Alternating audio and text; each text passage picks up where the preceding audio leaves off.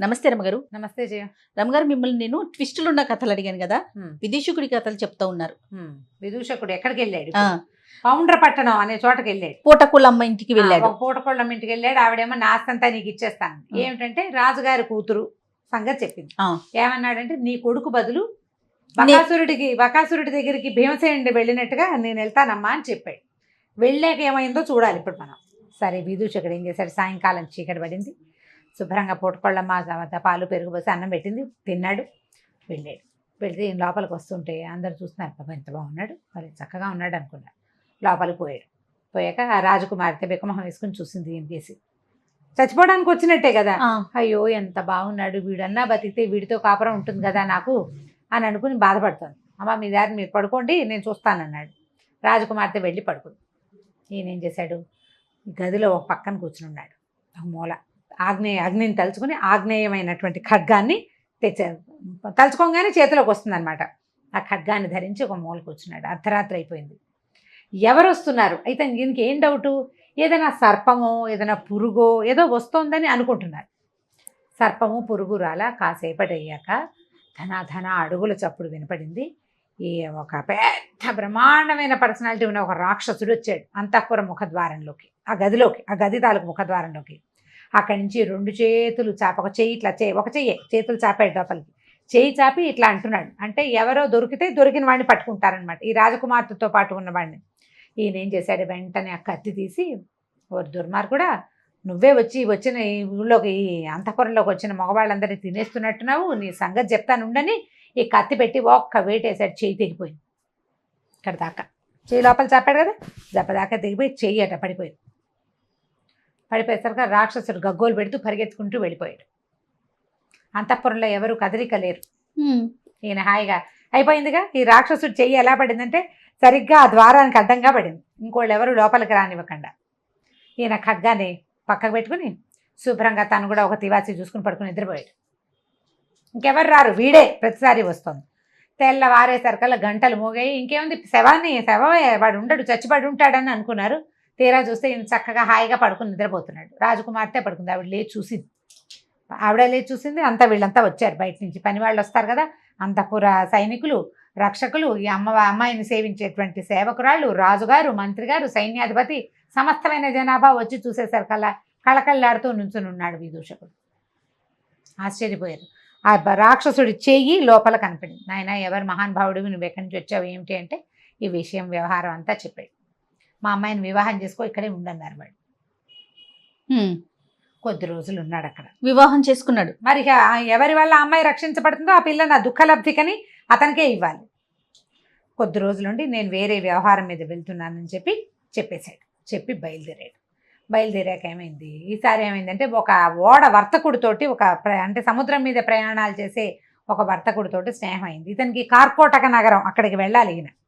సరే, ఈ వర్తకుడితో స్నేహం అయితే ఆ వర్తకుడు నేను సముద్రం మీద వెళ్తానంటే రాజుగారితో చెప్పాడు, నేను మళ్ళీ వస్తానండి, ఇప్పుడే నేను ఇక్కడ ఉండటం నాకు కుదరదు, వేరే వ్యవహారం మీద వెళ్తున్నానని చెప్పి ఆ వర్తకుడితో కలిసి బయలుదేరితే సముద్రంలోకి వెళ్ళింది పడవ. చాలా దూరం, రోజులు గడిచిపోతున్నాయి. ఒక రోజులో జరగల ఇదంతా, నెలలు గడిచిపోయినాయి. ఈయన భద్ర కోసం వెళ్తున్నాడు.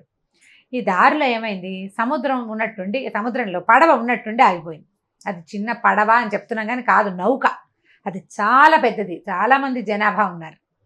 ఇక ఏం చేసినా ఆ పడవ కదలపోయేసరికల్లా ఆయన ఏమన్నాడు? ఆ ఓడ వర్తకుడు, ఎవరైతే ఈ ఓడని కదుపుతారో వాళ్ళకి నా సంపదలో సగం ఇచ్చి నా పిల్లనిచ్చి పెళ్లి చేస్తానన్నాడు. అనేసరికల్లా మన సత్వశీలుడు కదా ఇతను, విదూషకుడు చాలా మహాసత్వుడు. తను ఏమన్నాడు? నేను చూస్తాను, అసలు ఇక్కడ ఏముందో నేను చూస్తానని చెప్పి ఏం చేశాడు?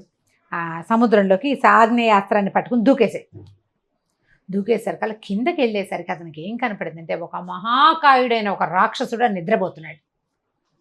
నిద్రే. ఆ నిద్రకి అతని పిక్కకి ఈ పడవ తాలూకు కింద భాగం ఉంటుంది కదా, ఈ మట్టిని కదుపుతూ నడిచేది, అది పట్టేసుకుంది. వీళ్ళు ఎంత ప్రయత్నం చేసినా పిక్క, అతను ఎంత మహాకాయుడు, ఈ ఓడకి కనీసం 20 ఇంతలు ఉన్నాడు. ఓహో. ఇతను ఏం చేశాడంటే ఈ ఆగ్నేయ కత్తి ఉంది కదా, దాంతో ఆ పిక్కని తెగ నరికేసాడు.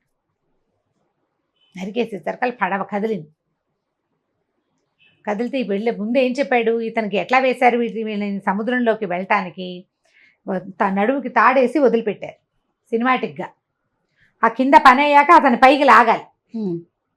వాళ్ళకి చెప్పాడు, నేను కేక పెడతాను, పడవ కదలంగానే నన్ను లాగండి అన్నాడు. అనేసరికల్లా సరే అందరు ఒప్పుకున్నారు. మరి పైన ఉన్నారు కదా. ఇదే ఒక సినిమాలో చూశారు, జ్ఞాపకం చేసుకోండి. ఆ సినిమాలో ఐడియా వాళ్ళ సొంత ఐడియా కాదు, కాసిం ఇలాంటి కథల్లోది. ఇది కథా సరిసాగరంలో కథ.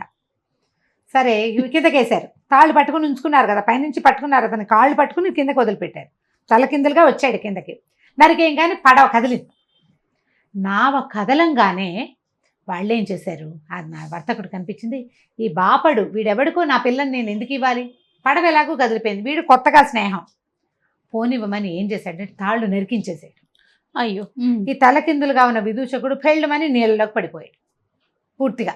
ఇప్పుడు పైనుండి ఆసరా పట్టుకుని ఉన్న దారి వేరు, ఆసరా కోసంగానే వదిలిపోయారు. అంతకుముందు వాళ్ళు ఆపి పట్టుకున్నారు, ఇప్పుడు పట్టు లేదు, పడిపోయాడు కిందకి. పడిపోగానే ఏం చేశాడంటే ఇక అర్థమైంది ఇతనికి, వాళ్ళు మోసం చేశారు. కానీ ఏ రాక్షసుడి పిక్కనైతే తను నరికాడో ఆ పిక్కని ఆసరా చేసుకుని, అదొక దీనిలాగా, పిక్క అంటే కింద భాగం మోకాలు కింద నుంచి పాదం దాకా ఉండేది కదా, దాన్ని ఆసరా చేసుకుని సముద్రంలో ఈదటం మొదలుపెట్టాడు. ఏదో ఒకటి కావాలిగా.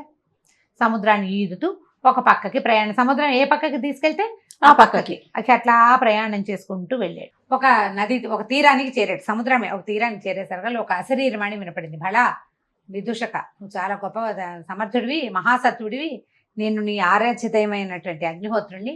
ఇక్కడి నుంచి, ఇది దిగంబర దేశం, ఇక్కడి నుంచి 7 రోజుల్లో నువ్వు కార్కోటక నగరానికి చేరతావు. అక్కడ దాకా నీకు ఆకలి దప్పులు లేకుండా వరం ఇస్తున్నాను.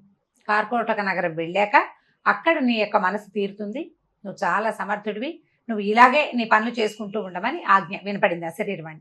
ఆ తర్వాత అతను అక్కడి నుంచి 7 రోజులు ప్రయాణం చేసి ఆ కార్కోటకం అనే నగరానికి చేరాడు. అది చాలా గొప్ప అద్భుతమైన నగరం, ఎంత బాగుందో. అక్కడ ఆ రాజువారు, ఆ ఊరి రాజుగారు కట్టినటువంటి ఒక బంగారు దేవాలయం ఉందట. ఆ దేవాలయానికి వెళ్ళాడు. మంచి రూపాలు లావణ్యమైన వాడు కదా, అందమైన వాడు. అక్కడున్న బ్రాహ్మణ సమాజం అతన్ని బాగా ఆదరించింది, భోజనాలు పెట్టారు, చక్కగా దేవాలయం అంతా చూశాడు, చుట్టుపక్కల ఊరంతా చూశాడు. అక్కడి నుంచి ప్రయాణించాలి తను. అయితే ఏమైందంటే ఈ బ్రాహ్మణ సమాజం వాళ్ళతో కబుర్లు చెప్పుకుంటాడు, తను ఏ ఊరు, ఎక్కడి నుంచి వచ్చాడు, తర్వాత జరిగిన సంగతులు చెప్పుకుంటారు కదా. రాజుగారిది ఒక ఇది వినపడింది. ఏమిటి, రేపు ఉదయం ఎవరైనా సరే కుమారుడు, క్షత్రియుడు కానీ బ్రాహ్మణుడు కానీ రాజకుమార్తెని వివాహం చేసుకోవాలని కోరుతున్నట్లయితే వాళ్ళు ఈ రాత్రికి రాజకుమారి అంతఃపురంలో నిద్ర చేయాలో అని. ఈయన తెలివిగలవాడు, ముందే సత్వుడు, ప్రధానంగా ఇలాంటి ఏమైనా ఛాలెంజెస్ ఉంటే ఉత్సాహంగా ఉంటుంది. నేను చేస్తానన్నాడు. అనేసరికల్లా ఈ బ్రాహ్మణ సమాజం అంతా అంది, నాయన అంత సులువు కాదు, రాజుగారి కూతురు దగ్గరికి ఎవడెళ్తే వాడు చచ్చిపోతున్నాడు అంతఃపురంలో, ఇలా జరుగుతుందని వాళ్ళు ఏంటంటే ముందు రోజు నిన్ను టెస్ట్ చేస్తారు, నువ్వు బతికుంటే రేపొద్దున పెళ్లి చేస్తారు, బతికలేకపోతే నిన్ను వదిలేయటమే. అమ్మాయి పెళ్లి చేయడానికి ఇప్పటికి సంవత్సరాలుగా ప్రయత్నిస్తున్నారు, టమ్కేస్తారు, రానివాడు రాడు, వచ్చినవాడు వస్తాడు, ఇవాళ రారు, రేపు మళ్ళీ టమ్కేస్తారు, రేపు ఎవడో ఒకడు వెళ్తాడు పిచ్చి పెద్దవా, వాడు దొరికిపోతాడు. అనేసరికి ఇతను ఏమిటో చూస్తాను, నేను ఆల్రెడీ ఇలాంటిది ఒక క్రియ చేశాను, నాకు తెలుసు, నేను వెళ్తానన్నాడు. ఎంత వద్దన్నా అతను వినలా. అయితే అతను ఇలా తలుచుకోగానే అతని చేతిలోకి కత్తి రావటాన్ని చూసిన బ్రాహ్మణ సమాజం అంతా నమ్మింది, వీడి దగ్గర ఏదో మహావిద్య ఉంది. సరే ఈయన అంతఃపుర ప్రవేశం చేశాడు. ఆ రాజకుమార్తె ఎంత అందగత్తో ఇతను చూసి ఏడవటం మొదలుపెట్టింది. అయ్యో, నా మళ్ళీ చచ్చిపోవడానికి ఇంకొకడు వచ్చాడే అని. ఆ రాత్రి ఆవిడని పడుకోమన్నాడు. ఈయన మెలకుగా ఉన్నాడు. ఈసారి ఒక రాక్షసుడు మళ్ళీ వచ్చాడు. వాడు ఎడం చేయి లోపలికి పెట్టి ఇతన్ని పట్టుకోపోయాడు. వాడికి కుడి చేయి లేదు. ఇతను ఏం చేశాడు, ఆ చేయి గట్టిగా పట్టుకుని వాడు జుట్టు పట్టేసుకున్నాడు. ఎవడరా నువ్వు, అసలు ఏమిటి నీ సంగతి ఏమిటి అనేసరికల్లా ఆయన విసిగించుకుని, బాబు నువ్వెవరో నన్ను పట్టుకున్నావు, నీకు చాలా బలశాలివి నువ్వు, నేను ఒక యమదంశుడు అనే ఒక రాక్షసుణ్ణి, నాకు 2 కూతుళ్ళు, ఓ కూతురు పౌండ్ర నగరంలో రాజు కూతురు దుఃఖలబ్ధికగా అక్కడ ఉంది, రెండోది విద్యుత్ ప్రభ ఇక్కడ ఉంది అమ్మాయి. నా కూతుళ్ళు 2ని ఈ వేరే మానవులతోటి సంగమం కుదరదు వాళ్ళకి, అందుకని వాళ్ళని రక్షించడానికి వాళ్ళ దగ్గరికి ఎవరు వచ్చినా సరే నేను వాళ్ళని చంపేస్తాను, మగవాళ్ళు మా పిల్లల్ని ఏం చేయకూడదు. ఓహో, ఆ రాజులకు తెలియదు, వాళ్ళు భూలోకపు రాజులు, వాళ్ళు ఆడపిల్లకి పెళ్లి చేయటమే వాళ్ళ ఉద్దేశం. వీడి ఉద్దేశం అది కాదు, వీడికి ఒక మహాపురుషుడు కావాలి తన కూతుళ్ళకి. శంకర ఆజ్ఞ, ఎప్పుడైతే నీ బాహువులు నరకబడతాయో అప్పుడు నీ పిల్లలకి శాప విమోచనం అన్నాడు. నేను కూతుళ్ళని రక్షించుకోవడానికి ఓ చెయ్యి ఆ బిల్డింగ్లో ఆ అంతఃపురంలో, రెండో చెయ్యి ఈ అంతఃపురంలో పెట్టి కూర్చున్నాను, ఎవడొస్తే వాడిని చంపేస్తున్నాను. పౌండ్ర నగరంలో కూడా ఒకడు నా కుడి చెయ్యి నరికాడు, ఇప్పుడు నువ్వు ఎడం చెయ్యి నరికేసావు, నా జుట్టు కూడా పట్టుకున్నావు, నా శాప విమోచనం అయిపోయింది నాయన అనేసరికల్లా ఇతను చెప్పాడనమాట నవ్వుతూ. పౌండ్ర నగరంలో నీ చేయి నరికింది నేనే అనేసరికల్లా నాకు శాప విమోచనం అయిపోయింది, నేను ఇంకా నా పిల్లల్ని రక్షించక్కర్లేదు, నువ్వు నా కూతుర్ని పెళ్లి చేసుకుని హాయిగా ఉండు, నేను నీకు సేవకుడుగా ఉంటా, నువ్వు ఎప్పుడు ఎక్కడికి రమ్మంటే అక్కడికి వస్తాను, నన్ను తలుచుకుంటే వస్తాను, ఏ సహాయం కావాలన్నా చేస్తాను నాయన, నన్ను వదిలిపెట్టేయమన్నాడు. సరే జుట్టు పుచ్చుకున్నాడు కదా, జుట్టు వదిలిపెట్టేయగానే రాక్షసుడు మాయమైపోయాడు. తెల్లారేసరికల్లా ఇతను సజీవంగా ఉండటం, రాజకుమార్తె చక్కగా ఉండటం చూసుకుని రాజుగారు చాలా సంతోషించి ఆ కార్కోటక నగర ప్రభువు పిల్లనిచ్చి పెళ్లి చేశాడు. 2 2 కాదు, మొదట ఒక పెళ్ళయింది ఆ. తేజస్విని తోటి. అవునవును. తేజస్విని వీళ్ళిద్దరు భద్ర నలుగురు. ఓహో. అక్కడి నుంచి కొద్ది రోజులు వీళ్ళ దగ్గర ఉన్నాడు. ఉన్నా కూడా ఇతనికి ఆ విద్యాధర కన్య ఉంది, ఆ భద్ర మీదే ఉంది మనసు, ఆ, ఆమెను సాధించాలి ఎలాగైనా. అప్పుడు ఏం చేశాడంటే మళ్ళీ వీళ్ళతోటి సరిగ్గా చెప్పకుండానే ఈ విద్యాధర కన్యను వెతుక్కుంటూ ఈ కార్కోటక నగరం నుంచి ఇతను బయలుదేరిపోయాడు విదూషకుడు.